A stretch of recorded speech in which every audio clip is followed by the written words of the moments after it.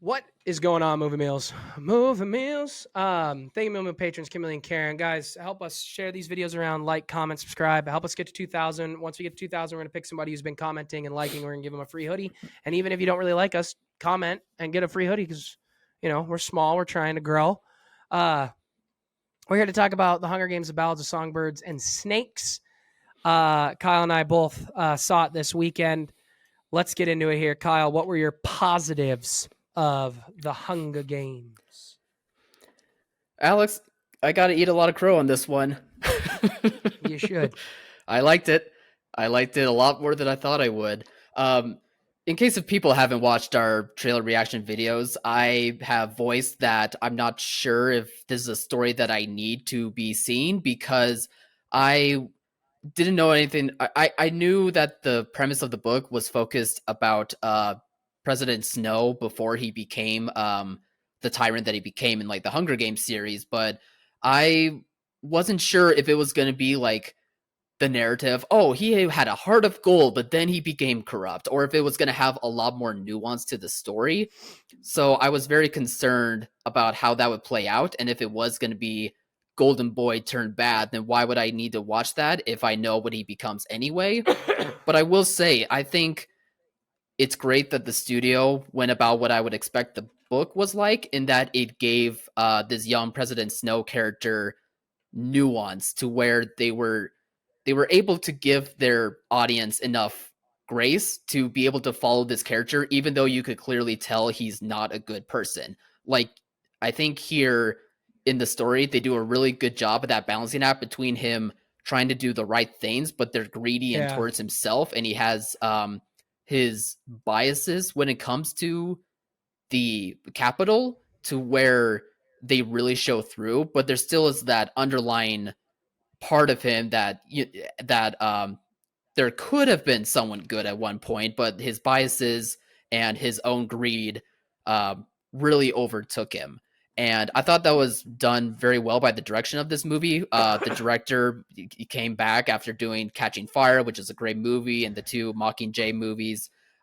He does a really great job at showcasing that. But on top of that, Tom Blythe, who is the actor who plays this character, he does a really great job. This is an actor that I don't know or don't recognize him, so this might have been my first time seeing him, but I thought he had a great presence on screen, and he did a really great job at honing in that nuance when it comes to this character. On top of that, too, he had great chemistry with Rachel Zegler, who was already a star in my eyes when I saw her in West Side Story, but she did it again. Like, she made me forget I almost saw West Side Story and was like, who is this actress? Because I thought she just had such on-screen charisma, and she just had that presence, and she did a great job with the character too. Yeah, stop. She's super talented. Let's stop bashing her alone. Yeah, stop bashing actresses and women. It's disgusting and gross, and she definitely does not deserve it. But anyway, when it comes to the movie, she is terrific. She does a great job here, and I like their chemistry between the two of them, especially the dramatic stakes within those two characters. Even if you don't like President Snow, I don't remember his first name, but even if you don't like this character all the way through. And now looping back to how the direction went in this movie, I thought it was done very well. It made me feel like it wasn't trying to be a ripoff or a carbon copy of the world of Panem. It made me feel like I was back, even though I haven't seen these movies since they first were in the theater, if I remember correctly. Yeah, and on top of that, I thought it was just great work all around when it comes to the costume design, the production design, music. I thought was very good in this as well. And it's just, we talked about this in our podcast, so make sure to go check that out. But this movie just does a really great job at, feeling lived in and feeling real. It doesn't feel like there's fake backdrops at all. Sure, there's probably some visual effects work when it comes to some aspects of this movie. No, there is for sure, but amazing it's done at times. But if you don't notice it, and yeah, like Alex was saying, there are some notices, but for the most part, at least for me, I did not feel that. I was noticing it a lot of the time, and if a movie is able to do that and still feel lived in when it comes to the practical effects of it all, then you're making movies right, at least in my eyes. So yeah, this movie really caught me by surprise. And on top of that, I thought the supporting actors themselves also gave terrific performances. especially, from big heavyweights like Viola Davis and Peter Dinklage, Jason Schwartzman, of course. There's another younger actor. I'm trying to find his name now. I believe is Josh Andres Rivera. He is a supporting character in this movie that I think he was really great. And it was a performance that I really liked from him too. So a movie that caught me by surprise, but I'm glad that it did because I had a great time watching. What was the guy's name you just said? Josh Andreas Rivera. Why don't I see him on IMDb? Why is he so far down? I don't know. Hunter Schafer 2 is also really good. She does great. One of those is I think the guy you're talking about is Rachel Zegler's boyfriend. There's cute videos of them. They were like giving notes on set. It was adorable. Leave cool. Rachel alone. She was excellent. She is very talented. Yeah. I really liked Tom Blythe. I thought he was great. It looks like the thing he's been on is Billy the Kid in this Billy the Kid TV show that I have never heard of, but it's got pretty good ratings.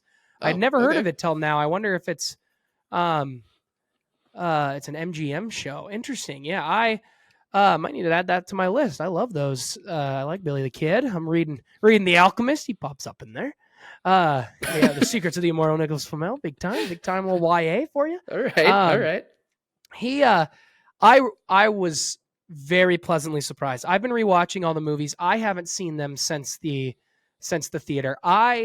We finished 3 of them. We're gonna finish the 4th one probably tonight. And we got about an hour into the 4th one yesterday before I wasn't feeling the best, so I finally said time for bed. But I have been more happy to be back in this world than I thought I would, restarting the movies as well as watching this new one. I think I own the first one on like just the regular DVD from way back when, so it grainy. Oh, look, old, not 4K. Like we jumped over to Catching Fire on Peacock and it was wild, the difference. And it felt grittier. I have enjoyed these movies all more than I remember. Even the 3rd one that I remember really hating part 1. And I liked it more than I thought. I still think it's very boring. The end is the best part. And there's one part in the middle that's good. The rest of it is just a lot of this. Where is he? Where's PETA? Just a lot of Katniss staring. Anyway, back to Ballad of Songbirds' sake. I really enjoyed the movie. I thought Blythe was great. He really stole the show. All the supporting was great. It was so fun seeing Viola Davis in this role. She got to play a little bit unhinged, and it really looked fun. Like she was just having a lot of fun. Peter Dinklage, I think anything he's in, he's great. I thought this made me want more Hunger Games content. I like being in this world. I think I got your next movie right here. You need to do a Haymitch movie, and show us his Hunger Games. I have your actor too, and Kyle, you're going to be on board when I say the actor. I can tell you right now. All right. I didn't know this until Autumn has read the books, and now I'm thinking I might read the books when I'm done here with the book series I'm reading, just because I'm enjoying being in this world, and I've never read them. But I think he was on a quarter quill, and they doubled the amount of contestants. So that means he went up against 47 people instead of the 27 Katniss is going up against, or 26 with Katniss and PETA. That's insane. And I think you get our boy Tanner Buchanan from Cobra Kai. I think you get him.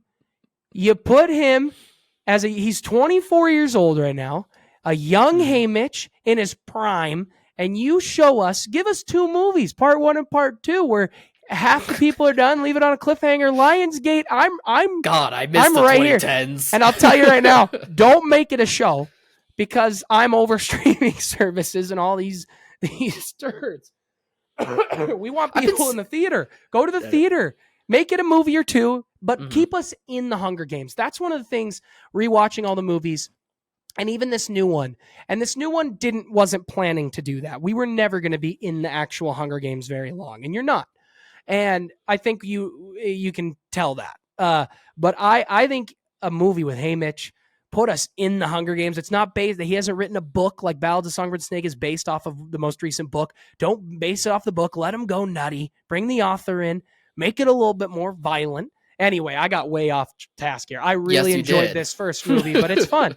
Any thoughts on anything I said, or switch to your negatives? No, we can switch to negatives. All right, what were your negatives of the film? I thought the structuring of this movie was odd. I still was able to have my attention be on the screen watching, but I could just tell that the structuring just felt off. It wasn't. I don't know. It tries to split itself into 3 parts, but like the timing of like when they split them doesn't really make that much sense. It feels like you build to a climax and then there's 45 extra minutes of like the aftermath of what happens after that climax. It's kind of funny that I'm trying not to spoil this movie, but at the same time it's a prequel. But anyway, let me just finish this thought. Sorry, it wasn't a bad 45 minutes. It still like had good moments that I still was it still had impact and weight for me, but at the same time it did feel a little bit too rushed to where I don't know, I wish there was a way that it could have smoothed out more into this one movie and have like a really big like gut punch at the end that this movie really was trying to have. So and it doesn't work in the favor of the relationship between Snow and Lucy Gray, in my opinion, but I still think it ends on a good note. But after the first 2/3 like really nailing it for me, I just wish I don't know, it just was done a bit better for the final act of the movie. But otherwise, like I said, I just became pleasantly surprised and have to eat crow on this one because this movie was good. Yeah, it is good. I agree with you. They do split it into 3 parts. I didn't know going in, so it is, I guess, a very minor spoiler. It makes a 2.5-hour movie feel longer than it should be. And so my issue is with that, and that's the pacing. The pacing of the movie doesn't work very well. It does put itself into a 3-act structure, which makes it feel longer than it should. I have one part that I really disliked, and that was, you're going to see it. It's, I guess, a minor spoiler, so if you don't want to be minorly spoiled, it's just Lucy Gray's reaping. I hated her reaping. And I don't want to get into why, because it would be a lot of spoilers. But I didn't like the way it was done. I think if they had done it that way, I should have seen the reaping later in the movie, which I obviously it's like, how do you do that? You can't do that. It's like, you could show it on a monitor later and you have it be a plot point driven later. And that really bothered me. I will say this. And if he's watching, I'm over my brother, Annie Essays. Love him to death. Go check out his channel. Has the worst Hunger Games rankings I've ever seen in my entire life. He doesn't give any of the first 4 out of 5 stars. He gives this one 4 out of 5 stars. And then he gives Catching Fire 2. Stop with the slander. It's all because I didn't like it. I know. And I know you're not watching. And if you are, comment. Prove it. Let's have a debate. Get on the show. Let's talk about it. Because, I'd love to. Fun. No, obviously, I love his opinions and stuff, but wild to me. I would put this right now, if I haven't finished the part 2 right now, so I want to keep them all fresh, so I'm not going to rank it, but I would go 2, 1, and I used to think 2 was ahead by a mile. I no longer think that. I think 2 and 1 are very close. I don't think that anymore. I think they're both very close. Okay. And then I would go Ballad of Songbirds and Snakes, and then I would probably go 1, 2, or part 1 and part 2. I'm eating a little bit of crow myself. I used to really think part 1 was the biggest problem, and I don't think it is. I think most of the stuff I didn't like from part that I always thought was part 1 was actually part 2. But it is boring. A lot of action that they just talk about. It's very much like, dude, this insane battle just happened, and Katniss is like, I would have loved to have been there, but they won't let me go. Anyway. I had one more thing I wanted to yell about. What was it? Hope you're not going to yell at me. Never. Except about post-COVID Kyle. Just terrible. No fun. He's the worst. He used to be so fun. What happened? Alex isn't doing okay, guys. What did you guys think of the Hunger Games Ballad of Songbirds and Snake? Do you like my Hey Mitch idea and the casting? Because I think it's brilliant. Don't make it a show. I don't want 10 episodes of that. I will say this. I don't know if this happens in any of the quarter quells where they spice things up, but could you imagine if, because the quarter quell is when they spice it up, right? They're gonna pull from whatever, you're gonna do double the contestants. I don't know if they've done this in the lore, but imagine you're watching a Hunger Games movie, you have no idea it's based on anything, whatever, and it's on a quarter quell, and it's a part 2. But the cliffhanger, the end of part 1, you're like, oh my God, our victor's going to win. Our protagonist we've come to know and love is going to win. They win. And you're like, hooray. And then you hear that the part of the quarter quell is that they have to do it again. And then 24 more victors come out from under the ground or something. And that one winner is like, what the heck? And then boom, end of your movie. The Mockingjays flying around. Are you by the tree hanging or whatever? Let's go. Everybody would be hyped. Everybody would lose it in theater. They'd be like, this is awesome. I love it. Why am I not working for Lionsgate? Lionsgate, I'd love a job. Right their ship. Make them great again. All right. Guys, what did you think? Comment below. Let us know. Like, subscribe, and share. Thank you, Meal patrons. Go get one of these hoodies on your own or comment. Try to get one for free. And as always, thanks for watching, Mom. See you guys.